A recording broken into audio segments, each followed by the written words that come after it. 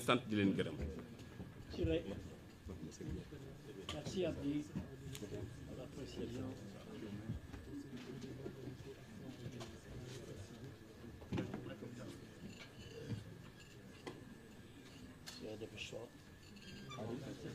Sinon on peut faire la parole. Tu prends pas la parole. Tu prends pas la parole.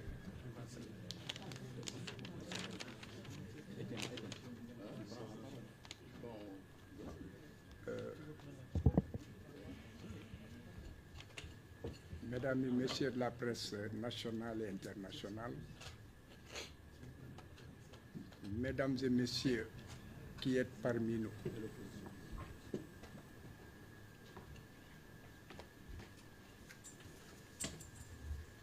ce point de presse qui annonce le recours en demande de révision de M.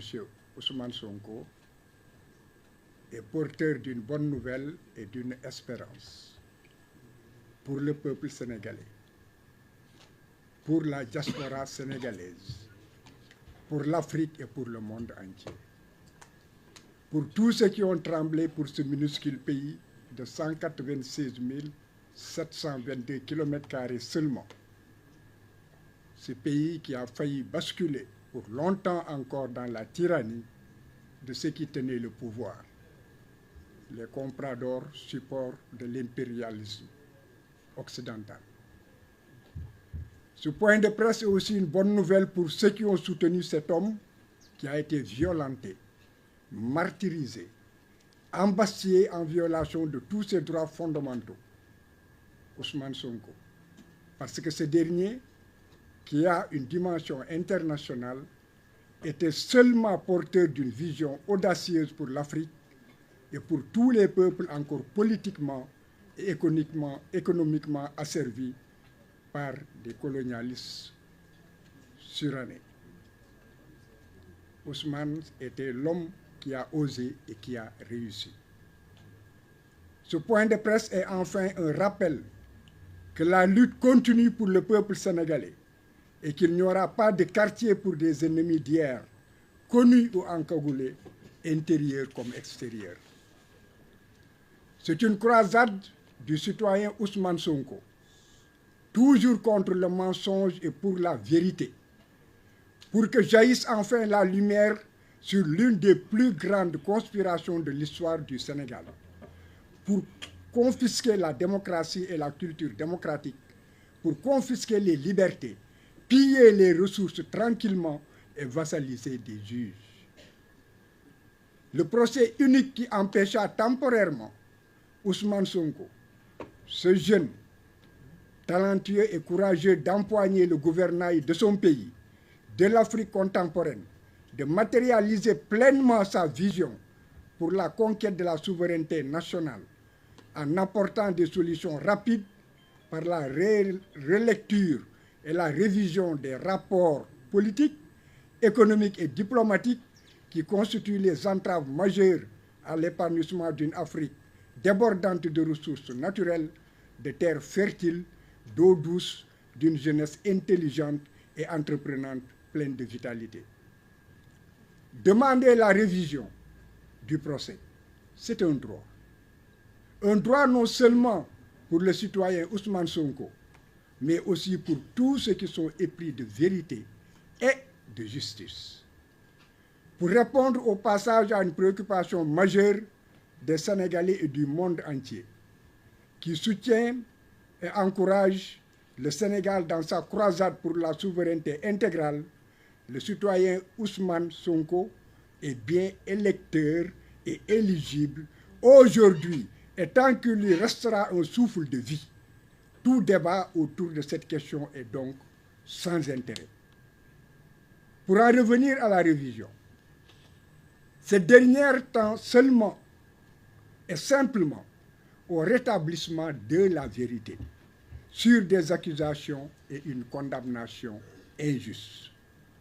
Figurez-vous que pour une affaire privée, la diffamation et l'injure, et pour un mensonge d'État, le faux requis de sa propre initiative par un procureur de la République, rien que pour obtenir une lourde peine, mais qui a été balayé par tous les juges.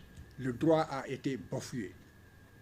Le citoyen Sonko a subi et vécu les violations les plus honteuses de l'histoire de la justice, avec des comparutions forcées, manu militari, des attentats à sa vie, des voies de recours abusives de la partie civile et du procureur de la République, des décisions violant les droits de la défense et le droit à un procès équitable, les appels du parquet et de la partie civile, l'on s'en souvient, la programmation du dossier alors que les délais d'appel n'avaient pas encore été épuisés, l'on s'en souvient encore comme si c'était il y a quelques secondes. Le pire et le plus incroyable, c'est que le monde a souffert dans son âme. C'est le refus de la Cour suprême d'examiner le recours en inconstitutionnalité des lois qui ont condamné Ousmane Sonko au mépris d'une bonne administration de la justice et au mépris de l'intérêt général. Nous n'oublierons pas aussi le Conseil constitutionnel qui s'était fébrilement débrouillé pour se faire remettre la décision de la Cour suprême qui n'était pas encore définitive, rien que pour invalider la candidature d'un citoyen. La commande politique devait être honteusement exécutée par tous, chacun à son poste. Elle fut exécutée froidement. Malgré que le jeune policier Adramé Sarr de la DIC, pour la traque de la vérité, a eu à demander si effectivement ce rapport existait ou n'existait pas. Il s'était heurté aussi à un mensonge d'État organisé. Ce procès procède de la volonté du législateur. C'est ce qu'il faut retenir. Une volonté de corriger des erreurs judiciaires pour rétablir une vérité historique ignorée par des juges, pour obtenir aussi l'annulation d'une déclaration de culpabilité et une condamnation, pour obtenir la réhabilitation des victimes injustement éprouvées dans leur dignité, pour réparer les préjudices économiques, financiers, moraux et politiques subis du fait d'une condamnation. Cette voie de recours, qu'on dit extraordinaire, est aussi une voie de recours exceptionnelle qui efface la condamnation.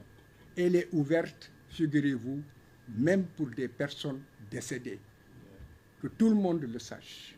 C'est un droit. La révision du procès, qu'on comprenne que c'est le seul moyen offert à une victime d'une erreur judiciaire pour remettre en cause l'autorité de la chose jugée, pour l'annulation de la condamnation devenue définitive, parce qu'il n'y a plus de recours possible en droit.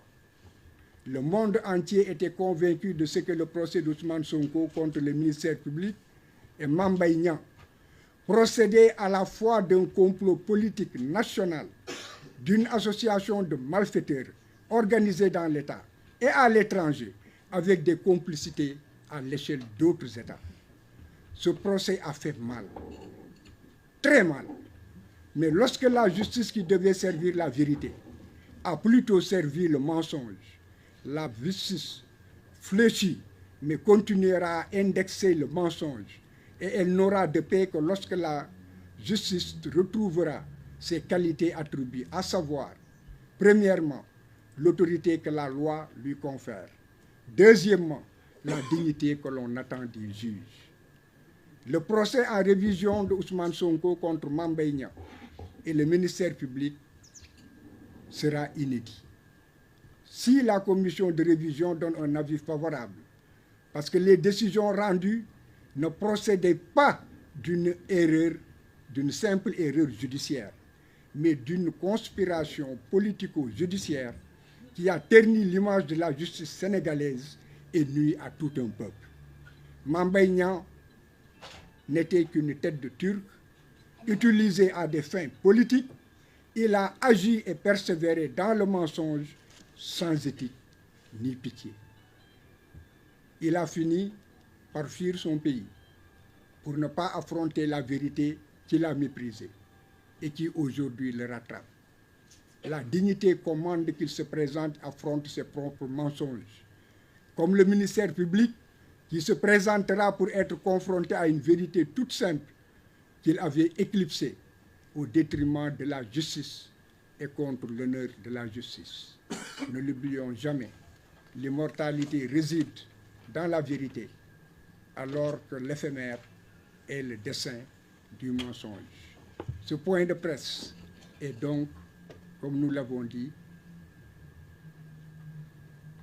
une information portée sur un procès qui sera inédit au Sénégal, mais dicté simplement par le besoin de rétablir la vérité et la dignité d'un homme. Je vous remercie. Bravo,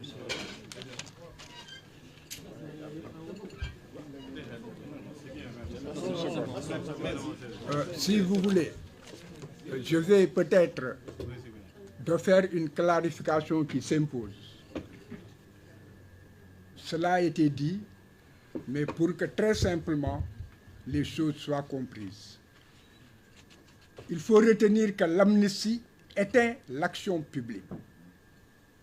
D'abord, l'action publique qui n'a pas été encore mise en mouvement. Ensuite, l'action publique qui est encore en cours, mais qui n'a pas été revêtue de l'autorité de la chose jugée. L'amnistie efface la peine, mais pas toute la condamnation, lorsqu'une décision définitive, revêtue ou non de l'autorité de la chose jugée, a été rendue. La révision, quant à elle, annule le jugement ou les arrêts de condamnation, de reconnaissance de culpabilité et de condamnation pénale et civile. L'amnistie efface donc la peine, mais pas la condamnation civile. La révision efface la peine, mais aussi les condamnations civiles. Elle ouvre encore le droit pour les personnes innocentées de retourner le bâton et de demander réparation du préjudice subi.